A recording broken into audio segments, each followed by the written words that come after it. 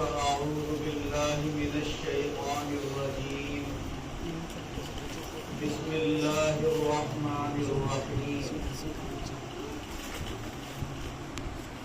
الحمد لله رب العالمين. حضرات کرام، یہ سورہ فاتحہ کی پہلی آیت کہ جب ہم اپنا قرآن عظیم شروع کرتے ہیں تو اس کی تلاوت کی ابتدا انہی مبارک آیتوں سے ہوتی ہے جنہیں سورہ فاتحہ کہا جاتا ہے. اور فاتحہ کے معنی بھی اسلام کے اندر ابتدائی چیز، جہاں سے کسی چیز کو کھولا جائے اور شروعات کی جائے. اگر ہم اپنا گھر کھولیں گے تو پہلے دروازہ کھولیں گے اس کا. تو یہ سورہ فاتحہ قرآن پاک کا دروازہ ہے، اسی لیے اس کا نام فاتحہ رکھا گیا ہے. اور ہم اپنے جو بھی برکت کے کام شروع کرتے ہیں، چاہے وہ کسی فاتحہ سے تعلق تیجے میں ہو، چاہے 10ویں میں ہو، 20ویں میں ہو، یا کسی کی برسی میں ہو، یا ولیمے وغیرہ کے کھانے پر فاتحہ پڑھی جائے، تو اس کا مقصد بھی یہی ہے کہ ہم اپنے ہر جائز کام کی ابتدا اللہ کے نام سے کریں اور اس میں سورہ فاتحہ کی تلاوت رکھیں. اسی لیے جو آیتیں پڑھی جاتی ہیں فاتحہ کے موقع کے اوپر، اس میں سورہ فاتحہ ضرور پڑھی جاتی ہے. اس سورہ فاتحہ کا جو میں نے پہلا کلمہ آپ کے سامنے پڑھا، الحمدللہ رب العالمین، اس کا مطلب ہے تمام تعریفیں اس اللہ کے لیے ہیں جو سارے عالموں کو پالنے والا ہے. تعریفیں اللہ تعالی کی دو طریقے سے ہوتی ہیں. ایک تعریف یہ ہے کہ ہم براہ راست اللہ کا نام لیں، اس کا ذکر کریں اور اس کی بڑائی بیان کریں. کہیں سبحان اللہ، الحمدللہ، اللہ اکبر. ہم کہیں کہ اللہ آسمان و زمین کا پیدا کرنے والا ہے، تمام کائنات کا خالق ہے، تمام کائنات کو پیدا کر کے اس کو پالنے والا اور پرورش دینے والا اللہ تعالیٰ ہے. تو یہ اللہ تعالیٰ کی تعریف براہ راست ہوتی ہے جسے ہم ڈائریکٹ کہتے ہیں. اور ایک تعریف ہوتی ہے بالواسطہ جسے ہم انڈائریکٹ کہتے ہیں. جیسے آپ کہیں کہ صاحب ہمارے امام صاحب نماز بہت اچھی پڑھاتے، قرآن پاک بہت اچھا تلاوت کرتے، تو یہ تعریف انڈائریکٹ اللہ تعالیٰ کی ہی ہے کہ اللہ نے یہ توفیق عطا فرمائی ہے انہیں کہ یہ کلام عظیم اچھی طرح پڑھیں. اللہ نے ہی وہ سمجھ دی ہے کہ قرآن کے حروف کی ادائیگی کو سمجھے اور اس کو ادا کرے. جس زبان سے یہ کلمات ادا کرتے ہیں وہ زبان اللہ ہی کی بنائی ہوئی ہے. مخارج جہاں سے ادا ہوتے ہیں، ہمارے ہونٹ ہیں، ہماری زبان ہے، ہمارے دانت ہیں، یہ سب اللہ ہی نے بنائے ہیں. اگر اللہ تعالیٰ نے ہمارے منہ کی یہ شکل نہ بنائی ہوتی تو ہم کیسے اس سے حروف ادا کر دیتے. تو یہ جو ہم کہہ رہے ہیں کہ قاری صاحب نے قرآن بہت اچھا پڑھا، واعظ نے واعظ بہت اچھا بیان کیا، فلاں نے یہ کام بہت اچھا کیا، تو سامنے سے تو اس کی آپ تعریف کر رہے ہیں جس کا نام لے رہے ہیں، مگر وہ تعریف بھی لوٹ کر اللہ ہی کی طرف جا رہی ہے کہ اگر اللہ نے اسے اس قابل نہ بنایا ہوتا تو وہ کچھ بھی نہیں کر سکتا. اب چاہے آپ قرآن پڑھنے والے کی تعریف کریں، چاہے کسی افسر کی تعریف کریں، چاہے کسی وزیر کی تعریف کریں، چاہے کسی کھلاڑی کی تعریف کریں، چاہے کسی پرندے کی، الغرض کائنات کی کسی بھی شے کی تعریف کریں تو وہ اس شے کی تعریف براہ راست ہو رہی ہے، اور بالواسطہ اور انڈائریکٹ وہ تعریف اللہ تبارک و تعالیٰ کی ہو رہی ہے. اسی لیے کہا گیا ہے الحمدللہ، تمام تعریفیں لوٹ کر اللہ ہی کی طرف جاتی ہیں. سب تعریفیں چاہے کسی کی کرو، اللہ کی کرو یا کسی کی کرو، وہ ساری تعریفیں ہوتی اللہ تعالیٰ کی ہیں. وہ اللہ جو رب العالمین ہے، سارے عالموں کو پالنے والا ہے۔ یہ رب العالمین کا لفظ اگر اس کے معنی پر بندے غور کر لیں تو ساری الجھنیں پریشانیاں دور ہو جاتی ہیں۔ آدمی سوچتا ہے میں شادی شدہ ہوں، میرے بیوی بچے ہیں، میرے اوپر ذمہ داریاں ہیں، میری آمدنی کم ہے، میں ان کی پرورش کیسے کروں گا؟ تو آپ کو اللہ تبارک و تعالیٰ نے ایک ذمہ داری دے کر پرورش کی ذمہ داری اپنے اوپر لے لی۔ فرمایا تم تو ایک ذریعہ ہو، ذریعہ اختیار کرتے رہو، پالنے والا تو اللہ تعالیٰ ہے۔ اپنے بچوں کے تم تو ماں باپ ہو، جن بچوں کے ماں باپ نہیں ہوتے ہیں اللہ انہیں بھی پال دیتا ہے، اور جس حال میں رکھنا اللہ نے پہلے سے طے کر دیا ہے اپنے یہاں، وہ اس حال میں زندگی گزارے گا۔ اب آپ کسی غریب کمزور بچے کو دیکھ کر کہیں ہائے افسوس یہ کوڑا بینتا پھر رہا ہے، ہائے افسوس کہ یہ دروازوں پر بھیک مانگتا پھر رہا ہے، ہائے افسوس لوگ اس کی مدد کر کے اس کی پرورش کر رہے ہیں، اگر اس کے ماں باپ ہوتے تو کسی اچھے اسکول میں پڑھاتے، اس کو اچھے کپڑے پہناتے، اس کے ساتھ ایسا کرتے۔ اللہ نے جس کا جو حال رکھا ہے وہی حال اس کا بہتر ہے، اللہ سے بہتر کوئی نہیں جانتا ہے۔ اللہ نے جس کے لیے جیسا لکھ دیا ہے اس کا وہی ہونا ہے۔ نہ اس دنیا کے اندر سارے عیش پرست ہو جائیں گے، نہ سارے دولت مند ہو جائیں گے، نہ سارے غریب ہوں گے۔ اس دنیا کے انتظام کا بیلنس جبھی قائم رہے گا جب کچھ غریب ہوں گے، کچھ مالدار ہوں گے، کچھ طاقتور ہوں گے، کچھ کمزور ہوں گے۔ اس لیے کہ اللہ تبارک و تعالیٰ نے غریبوں کو مالداروں کی مدد کرنے کے لیے بنایا کہ اگر کوئی مالدار ہے، پیسے والا ہے، لیکن اپنا سامان نہیں اٹھا سکتا، غریب ہے، صحت مند ہے، وہ اس کا سامان اٹھا سکتا ہے، وہ اس کا سامان اٹھا کر اپنی مزدوری حاصل کرے گا، اللہ نے اس کا بھی کام کرا دیا اور اس کا بھی کام کرا دیا۔ تو اس دنیا میں اللہ کو اپنے بندوں کی پرورش کسی نہ کسی صورت سے کرنا ہے، اور اس دنیا کے انتظام میں اللہ نے سب کو کام چلانا ہے سب کا۔ یہ دنیا کسی کے لیے باقی رہنے والی نہیں ہے۔ تو اللہ تبارک و تعالیٰ اپنے بندوں کو یہ خبردار فرماتا ہے کہ یہاں پر تم ہمیشہ چین، سکون اور اطمینان کی طلب مت کرو، کوشش کرو اپنے اطمینان کے لیے، لیکن حقیقی اطمینان وہ ہوگا کہ جب اللہ ایمان پر خاتمہ فرما دے گا تو اطمینان سے آدمی اپنی قبر میں لیٹا ہوگا۔ جب اس کا ایمان پر خاتمہ ہوگا تو میدان محشر میں پرسکون طریقے سے اللہ کے سامنے کھڑا ہوگا۔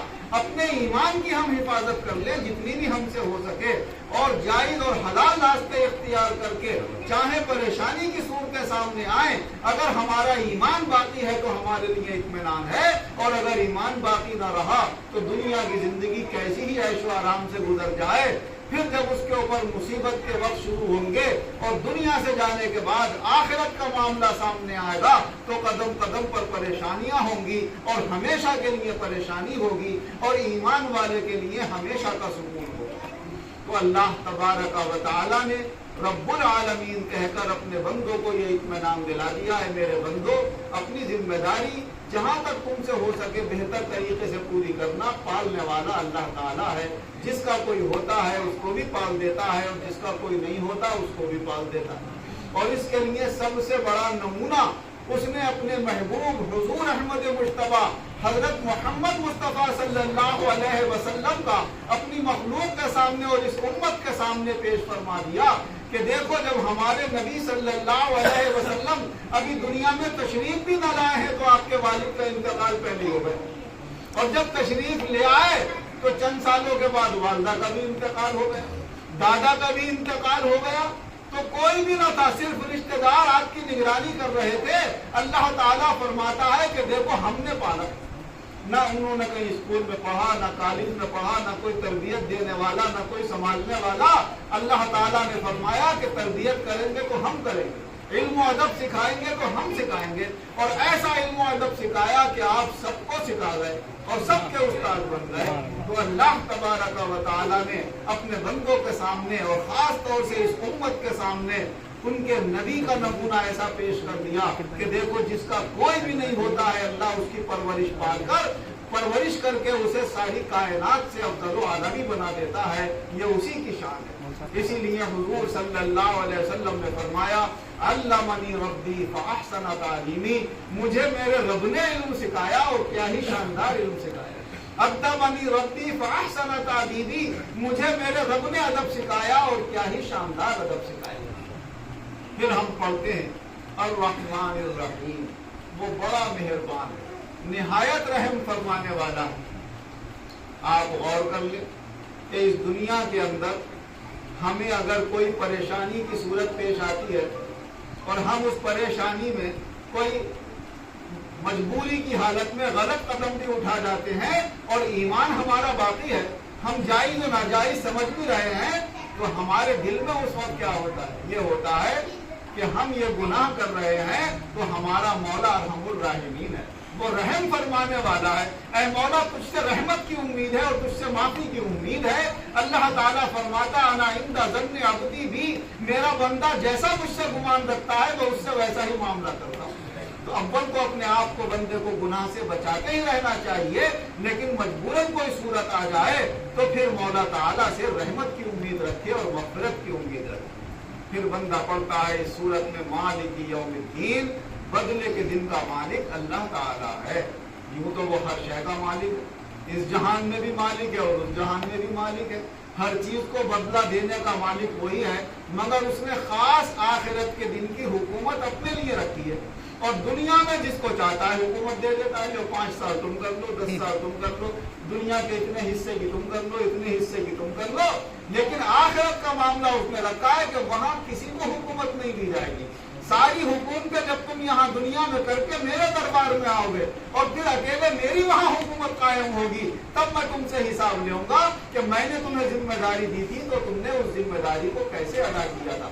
جس کی ملک کے اوپر حکومت تھی اس نے اپنی ذمہ داری کیسے پوری کی، جس کی شہر کے اوپر حکومت تھی اس نے ذمہ داری کیسے پوری کی، جس کی ایک گھر کے اوپر حکومت تھی اس نے اپنی ذمہ داری کیسے پوری کی، جس کی ایک ادارے پر حکومت تھی اس نے اپنی ذمہ داری کیسے پوری کی، جس کی ایک مسجد پر حکومت تھی اس نے اپنی ذمہ داری کیسے پوری کی۔ اللہ تعالیٰ وہاں پر ہر ایک کی ذمہ داری کے بارے میں وہاں پر پوچھا جائے گا۔ الا کلکم راع وکلکم مسئول عن رعیتہ، او کما قال رسول اللہ صلی اللہ علیہ وسلم، حضور صلی اللہ علیہ وسلم نے ارشاد فرمایا خبردار ہو جاؤ، تم سب کے سب ذمہ دار ہو، اور تم میں سے ہر ایک کو اس کے مرتبے اور مقام کے لحاظ سے ایک ذمہ داری دی گئی ہے اور اس سے اس کی ذمہ داری کے بارے میں پوچھا جائے گا۔ تو اللہ تعالیٰ کے یہاں آخرت میں جب اکیلے اس کی حکومت ہوگی تو آمنے سامنے اللہ کو ایک ایک بات کا حساب دینا ہوگا۔ اس لیے ہم کوئی بھی قدم اٹھائیں تو قدم اٹھانے سے پہلے یہ سوچ لیں کہ ہم نے اگر یہ کام کیا تو اللہ نے ہم سے پوچھ لیا یہ کام کیوں کیا تھا، تو ہمارا جواب کیا ہوگا۔ اگر ہم کوئی بات کہیں تو پہلے یہ سوچ لیں کہنے سے کہ اللہ نے آخرت میں ہم سے پوچھ لیا کہ تم نے یہ بات کیوں کہی تھی، تو ہمارے پاس اس کا جواب صحیح ہوگا یا نہیں ہوگا۔ اگر اس طرح ہم زندگی گزارتے رہے تو ہماری زندگی بہت ساری برائیوں سے پاک صاف رہے گی۔ پھر ہم کہتے ہیں ایاک نعبد و ایاک نستعین، اے ہمارے رب ہم تیری ہی عبادت کرتے ہیں اور تجھی سے مدد مانگتے ہیں۔ عبادت کے لائق صرف اللہ تبارک و تعالی، کوئی ایمان والا ہو ہی نہیں سکتا اگر وہ اللہ کے علاوہ کسی اور کی عبادت کرے گا۔ اللہ کے علاوہ نہ کسی رسول کی عبادت جائز ہے، نہ کسی ولی کی عبادت جائز ہے، نہ کسی حاکم وقت کی عبادت جائز ہے۔ عبادت کے لائق صرف ایک اللہ کی ذات ہے۔ اگر کوئی کسی ولی کا ہاتھ چومتا ہے، کوئی اس کا دامن پکڑتا ہے، کوئی اس کی چادر پکڑتا ہے تو وہ عبادت نہیں کرتا، اس کا ادب و احترام کرتا ہے، کیونکہ یہ ہر مومن جاہل ہو، ان پڑھ ہو، پڑھا لکھا ہو، وہ یہ خوب جانتا ہے کہ عبادت کے لائق سوائے اللہ کے کوئی نہیں ہے۔ تو کسی مومن کے دل میں یہ نہیں ہو سکتا کہ میں یہ کام دوسرے کی عبادت کے لیے کر رہا ہوں۔ جو سمجھتے ہیں کہ یہ غیر کی عبادت ہو گئی وہ ان کی غلط فہمی ہے۔ کوئی بھی ایمان والا کسی اللہ کے علاوہ کسی کی عبادت نہیں کر سکتا اور نہ کرنا چاہیے، جائز ہی نہیں ہے۔ اللہ کے علاوہ اگر کسی اور کی عبادت کرے گا تو مشرک ہو جائے گا، اور مشرک بن کر اگر اس نے توبہ نہیں کی تو ہمیشہ کے لیے دوزخ کی آگ میں جلایا جائے گا۔ اللہ تعالیٰ کا فرمان ہے ان اللہ لا یغفر ان یشرک بہ ویغفر ما دون ذلک لمن یشاء، بے شک اللہ کسی مشرک کی بخشش نہیں فرمائے گا، مشرک کے علاوہ جس کی چاہے گا بخشش فرما دے گا۔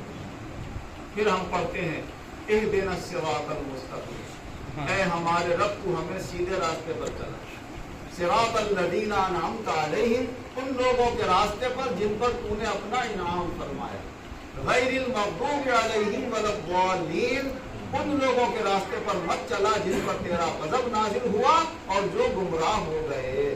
جب ہم نے اللہ سے سیدھے راستے کی دعا کر لی تو آپ جانتے ہیں کہ سیدھا راستہ بڑی جلدی سے طے ہو جاتا ہے اور منزل مقصود تک بڑی آسانی سے پہنچا دیتا ہے۔ اب سب یہی کہتے ہیں کہ جس راستے پر ہم چل رہے ہیں وہ سیدھا راستہ ہے، جس پر ہم چل رہے ہیں وہ سیدھا راستہ ہے۔ تو اللہ تبارک و تعالیٰ نے سیدھے راستے میں یہ قید لگا دی، ان لوگوں کا راستہ جو انعام یافتہ ہوئے۔